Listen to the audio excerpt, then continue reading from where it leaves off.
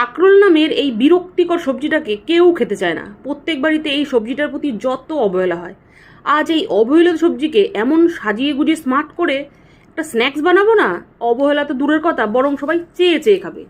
তাহলে ফ্রেশ দেখে কয়েকটা কাঁকরোল নিয়ে আগা আর পেছনের অংশ বাদ দিয়ে দুটো টুকরো করে নিয়ে কাঁকরোলের পেটের ভেতর থেকে সমস্ত বীজগুলোকে বার করে সব কটাকে রেডি করে নিয়ে এবার গরম জলে নুন দিয়ে হালকা ভাপিয়ে নিলাম। এবার কাঁকরোলগুলোকে স্মার্ট করার মেন উপকরণ মানে মাটনের পিস থেকে 2 পিস মাটন নিয়ে একটা চপারের সাহায্যে চপ করে নিলাম। তারপর কড়াইতে তেল গরম করে বেশ খানিকটা কুচনো পেঁয়াজ দিয়ে লাল করে ভেজে থেতো করা রসুন আর মাটন কিমাগুলো দিয়ে একবার নেড়ে চেড়ে এবার ধনে, আদা, জিরে, কাঁচা লঙ্কা বাটা একসাথে দিয়ে পরিমাণ মতো নুন, হলুদ, লঙ্কার গুঁড়ো দিয়ে খুব ভালোভাবে চাপা ঢাকা দিয়ে কষিয়ে মাটনটা সেদ্ধ হয়ে গেলে এবার সেদ্ধ করা আলু দিয়ে খুব ভালোভাবে নেড়ে চেড়ে রেডি করে নিলাম। এবার একটা করে বয়েল করা কাঁকরোল নিয়ে মাঝখানে রেডি করা পুর দিয়ে সব কটাকে রেডি করে নিলাম। এবার একটা বাটির মধ্যে পরিমাণ মতো বেসন, নুন, হলুদ আর সামান্য পরিমাণ কাশ্মীরি ঝাল দিয়ে জল দিয়ে একটা মোটা থিকনেসের ব্যাটার বানিয়ে